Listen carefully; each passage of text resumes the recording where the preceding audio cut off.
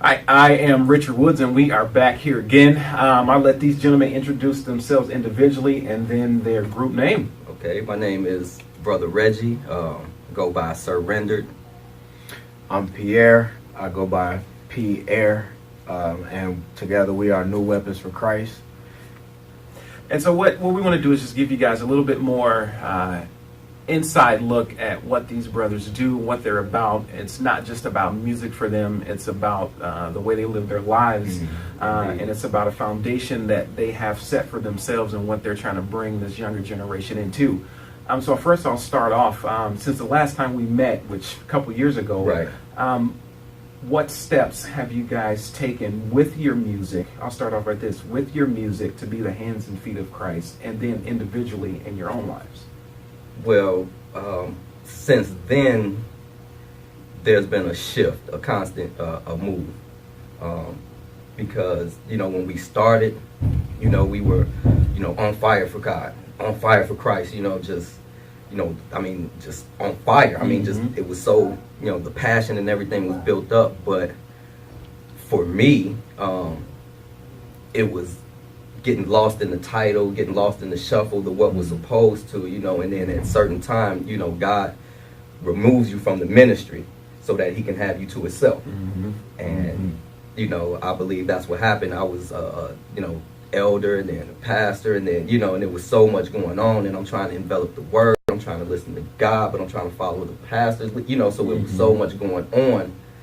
And it was like God got me to a point where, how you pile everything on, to get the work, and then you pull it out, and then that's when you start chiseling and shape off. Now I got everything in there, let me take off what doesn't need to be there, and this and that. And it was kind of like, that's what was going on with me. The pruning process. Right, the pruning process. Okay. So yeah, we stepped aside from the ministry, and then I had to get my house in order. Because it was like I'm hearing the word, and I started applying the word, but it was the understanding of it that was kind of missing. So it's kind of like, hearers and not doers. You hear a certain word one way, how it's preached in the church, and then you just going off that and never have a real understanding of what that is. So it was kind of like, it was getting in the way of the music as well. Because it was like, all of a sudden, I'm going from feeling God to feeling myself. Right. Right, and it's so easy to happen that way that we forget where that power comes from. Right. And we start thinking that, oh man, I'm doing big. This is all me, and God will take that and say, okay, let's pull you back a little bit. Let me show you who's in control, and let's get you back on track. Right, get humbled. Yeah. Oh yeah, big time. What about you, Pierre? For me, it was pretty much the same. Just, I found out that initially it was the trials and tribulations that got me to the point of coming into a relationship with God through Christ. And, then once you get into the flow of it, it's, you on fire, you ready to get going, you ready to do. And so with the music developing, I feel that personally it started to get in the way of the way that I'm supposed to live my life through Christ. It's not just about us getting the word out there and catching people's ear with the music, and it's more so about being that example and having that standard ingrained in you. So after the fire started to die down, it was initially trials and tribulations that I started to go through in my own personal life that were more so catering to me going the direction that God wanted me to go, and for him to be able to deal with me personally.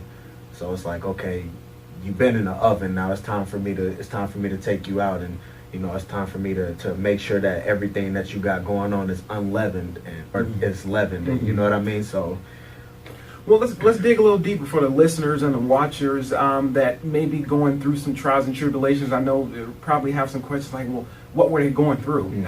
So if you could just touch base on something major that happened in your life that we won't necessarily say you lost your way, but you kind of took a side step on where God was leading you. So what were some of those worldly struggles, if we can even call it that?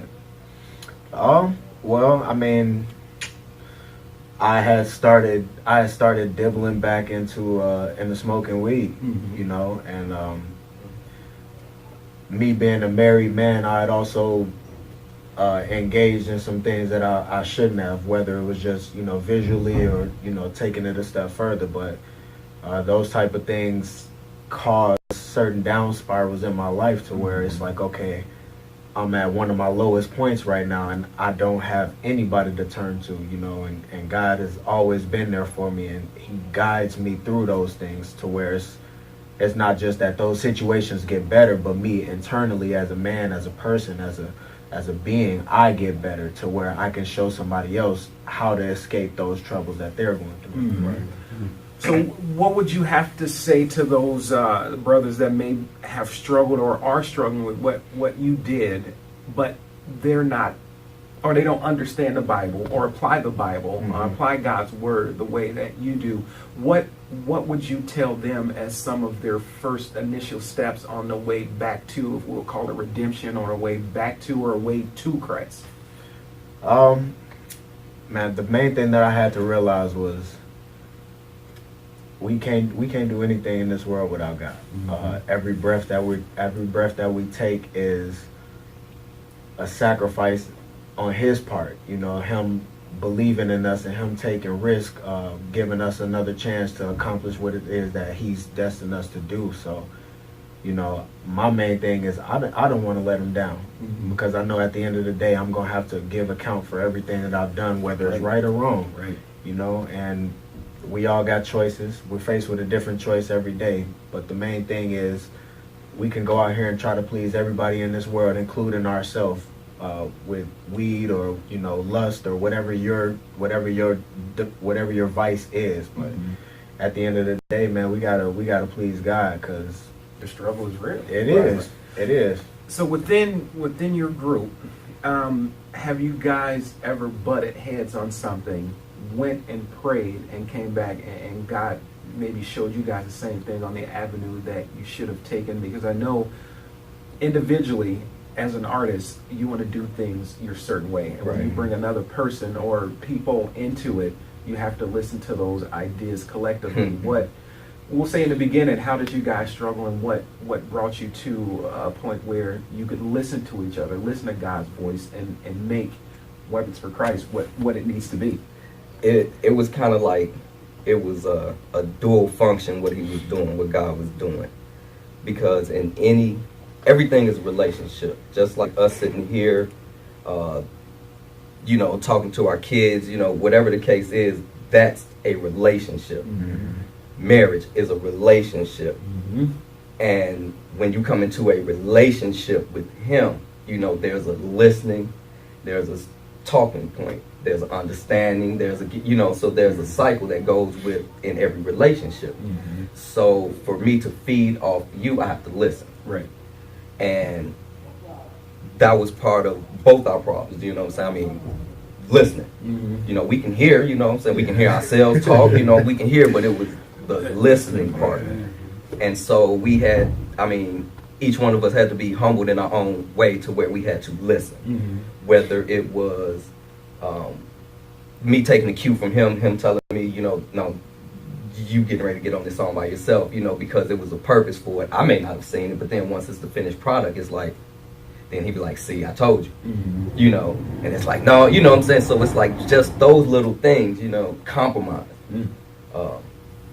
You know, there's a lot of that all the time, a lot of that compromise, you know, we could have been done with the CD and been, you know, doing whatever it is, but it's like, you know, something to be going on in his life to where now he's stalling the project, or something going on in my life and then I'm stalling the project, but we're actually advancing because maybe it wasn't time for it to be pushed at that time. Maybe we didn't learn something that we may have needed to go, you know, at a certain point, you know, that we're going to need later. So it was like, I got to fix these things and strengthen you in these areas now, because these are the things you're going to need later when you go out and you're speaking to people and you're doing this. So I have to strengthen these things in you. One, y'all don't listen. Two, you know what I'm saying? So it's kind of like we're getting chastened in our own way. Right. But it's done out of love. And he it's done wouldn't do it out if he of didn't love. love. And so when he gets the understanding, or I get, and then we can come back and, oh, yeah, just like that. Oh, that's how it's supposed to be. So how do you incorporate that into your music to make it believable to your listeners, not it's just in a sense that you're just making music, but you're talking life. You're talking about. I mean, this is a ministry, and so you want to bring people to Christ. So how is your lives, whether it's the struggle or not, how is that influenced with the music that you make? Testimony. Because music, you know, is an expression of self. And so it's like a lot of self is telling when you listen to the music. And that's the testimony. You hear it, and when it's honest and it's true and it's real, the listener can feel that same pain or that same honesty in it. And they be like, no, it's not just a story he's telling. No, that's the story of his life. That's a testimony, something he can attest to. And when I listen to it, man, I was struggling to, man, I feel that. And not only is the music, all of a sudden they listening and it's touching their spirit. And it's like, you know, the spirit is felt. You know, and it's a testimony, you know, it's testimony of my life, testimony of my situation, my trials and everything. And that's how it comes out. When they hear it, you know when it's genuine just by the response or the reaction, you know, of the listener. So what makes your music your testimony? What makes it stand out as opposed to some of the other stuff that's out there now? What makes you guys who you are? What makes you memorable?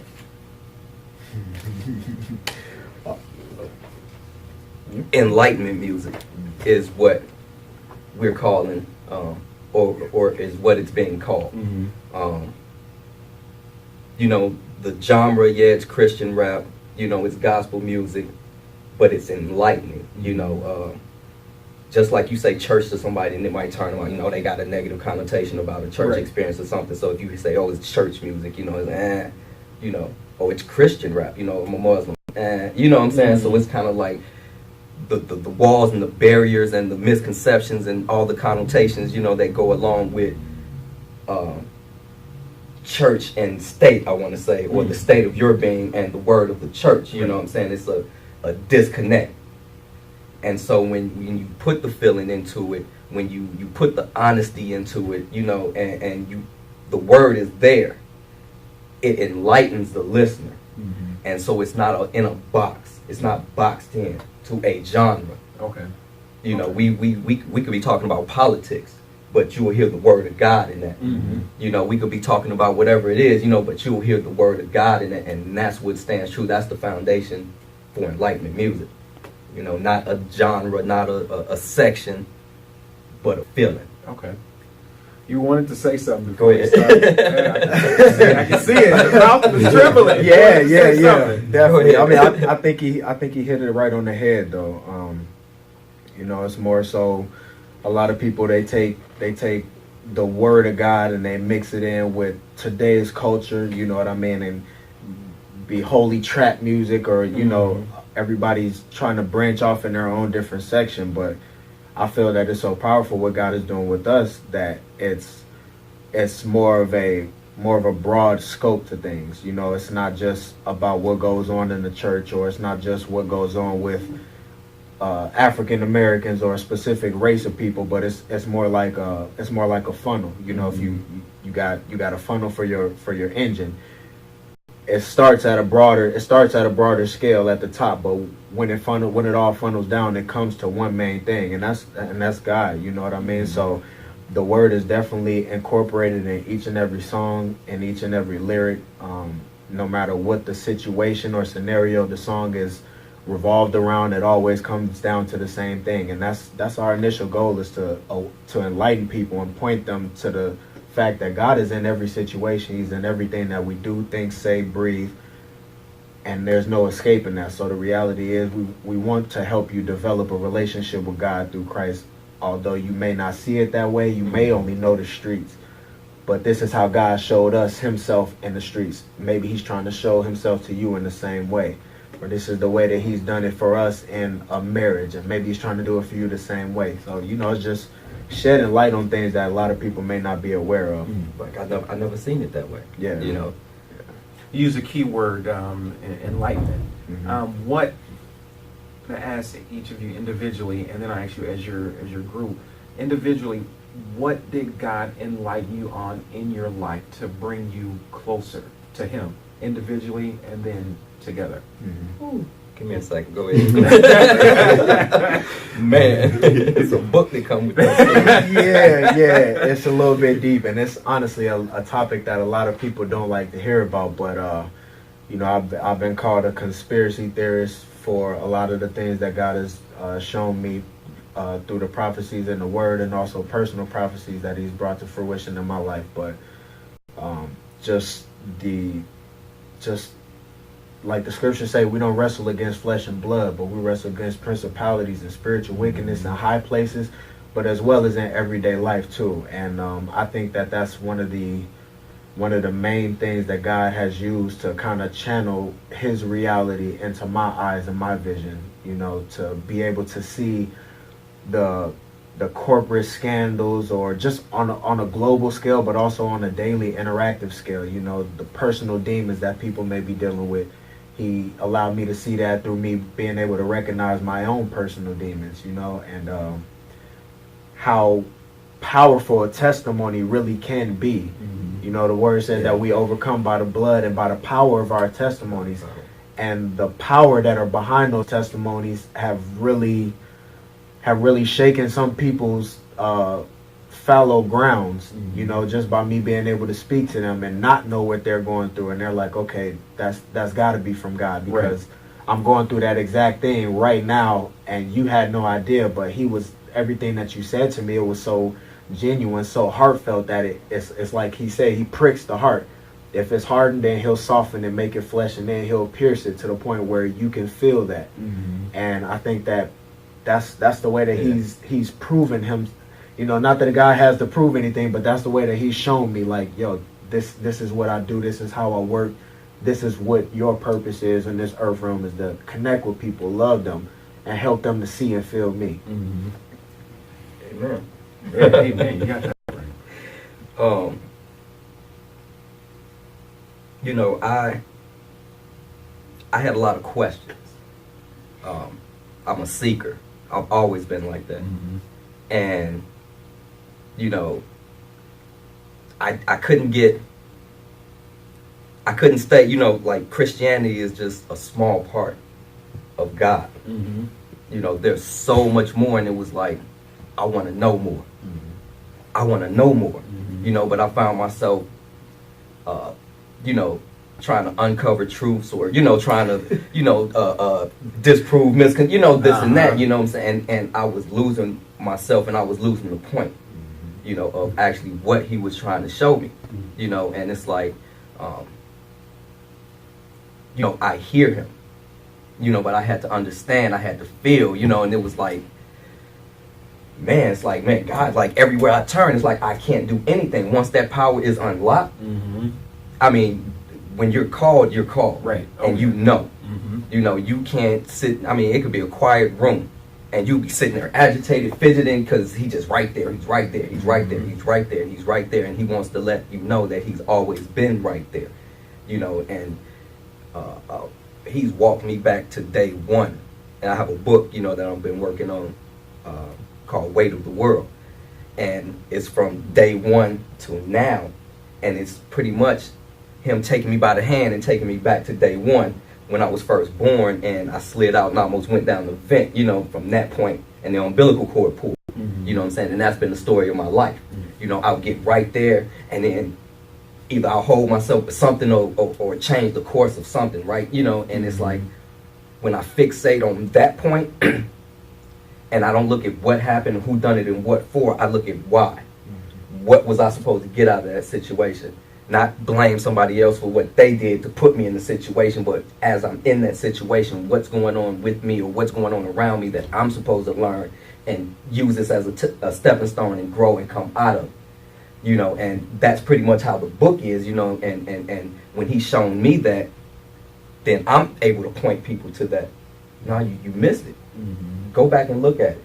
You know, if you're destined for something, you know, you can't go back and blame your mom and your dad for having you in that situation. Look at what's going on, the way you were strengthened, and now that you've grown because of that, and the things that you've learned, and now how you're coming out of it. Look at that. It's about that baggage we carry. Yeah. Some of us carry that. We all carry baggage. Right. And some of us leave all the clothes in from the past. Yeah. You know, the baggage is always going to be there, but until we empty that past stuff off, that Right. the load, the baggage is still there, but the Yeah. load gets a little bit lighter. Yeah. Blame, And we regret, start- and Yeah. hurt and everything. But then you start throwing in love and trust, Right. and honesty and integrity. You start throwing all that in there, so Right. those bags aren't they're still heavy Yeah. to carry, but you know you're carrying it with a purpose now. Yeah. Exactly. So Okay. now it's strengthening me. Now it's not, you know, Laying oh, I me can't down. stand it. Yeah, You know what I'm yeah. saying? Like, nah, I'm gonna tote this as long as I can, because the Mhm. more I carry it, the stronger I'm gonna get. The Yeah. more I carry Yes, it. So by yes. the time I get somewhere and I got to carry weight, I'm used to it by now. You know, I can carry that. I can handle that. I can handle that. And that's how he builds you up, and that's how he's been building momentum with us. You know, through the ministry, through the music, and through everything else. So it's like it's not too late. Mm-hmm. You know, we're right at the arriving point. You know how the industry or the worldly industry might put a cap on, Mhm. you know, oh, you're 30 or you over the hill, you Right. done. No, that's because I'm done with the foolishness. You know what I'm saying? I'm grown, so I shouldn't be at the club partying and doing this, doing that, and doing this. So that's what the music is for. So that's why it's a narrow box that you can only be from here 20 to 30. You know, by the time you you done. You can't be talking about rapping, Right. or you shouldn't be. But that's how the world puts the limit on it. So when we take the limits off, you know, it's like, nah, I can still do all things through Christ who strengthens me. You Yes, know what sir. I'm saying? It's not too late. I'm right at the point where I need to be. No, Mhm. all this didn't happen back then and there, but I can't regret and not move forward because of that. You know, and that's like the message, you know what I'm saying? We really want to get out to people, you know what I'm saying? It don't stop there. It's not too late. You know, for whatever it is, drugs, alcohol, you know, whatever the affliction is, you know what I'm saying? It's never too late to give up on yourself. So You any know. day that God wakes us up is another Every day, day. another opportunity to be in His will. Then, Definitely. Is there one thing that you want to leave your viewers to know about yourselves, about your ministry, about the Enlightenment music that you guys are bringing forth? Something that someone is watching right now and struggling with something, and they heard some key pieces in there that is going to maybe help them get through another day. What's something you want to leave them that are still stuck behind with all that negative baggage? What do you want to leave or say to them? Let it go. Mm. You can't get. A lot of times you cry out to God and you want something. You want Him to change something, but you can't come to Him with your hands full. So whatever it is, you got to let that go in order for you to receive what it is that. And that's the hardest part right there, letting go of self, letting go of how you know what I'm saying, your pride and how you thought you built yourself up over these years to who you supposed to be. And then when it's time for change, people don't want to do that. They pray for change or want things to change, but we can't physically do it ourselves because we refuse to let go. Let go. Let go. So how they say, let go and let God. Yeah. No, I actually learned that. No, let go and let God. Like, for real, that's not just a saying. And a lot of the things ain't just for sake. You know, when you actually start applying it, you will see these things work out in your life. And then that scripture or whatever it is, that'll be written on your heart. That's something you really believe and understand. You start to live it. You start to live it. It's not cliche in your life no more. It's for real. Yeah. Definitely. Amen. Man. Definitely. Brother Pierre? It's going through trouble is one of the easier things to do in this world.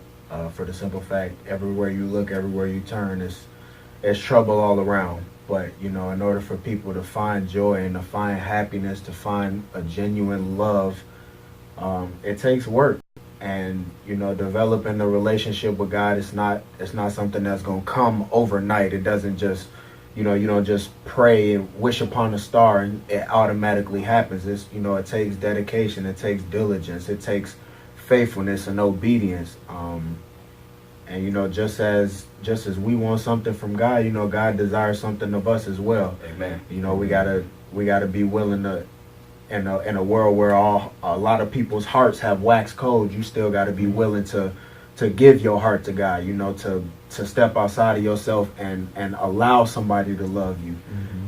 You got to be willing to step outside of your comfort zone. Talk to somebody that you may not know, because God may have ordained you to walk past them at the specific time just so you could speak a word of encouragement to them that may help them live to see tomorrow instead of killing themselves the night before, you know. So we take heed. That's the number one thing that I can say and leave with y'all, is to take heed to everything that God is speaking to you, because he doesn't speak without a purpose. You know, be willing to listen and be willing to obey. Yeah, the world will tell us to do all of this and all of that. Commercials are advertised to us that we need to have this, so you should buy it. But I mean, at the end of the day, all of this stuff is gonna go. You know, the only thing that's gonna last is you and the spirit and God. Ladies and gentlemen, we can't get more real than that, more raw and uncut. These gentlemen have just poured their hearts out to you to let you know where they come from and what they bring into their music. So when you do see this, what we ask is just you give a listen. You understand where they're coming from and understand what God has brought them through and where he's bringing them to. Because there's a struggle that you're going to go through as well. And something that they say in their music, that testimony, that message, just something may help you get through to the next day. So we thank you for joining us. Brother Reggie and Pierre make up the group New Weapons for Christ. And New Direction Music. That's a key word right there, New Direction, because that's where they're going, in a new direction. We can't follow the same thing anymore. We got to make a path and understand that God is on the other end of it, leading us and pulling us towards where he wants us. So again, thank you for joining us. Gentlemen, always good seeing you brothers, man. Always a pleasure. And we're out. Yeah.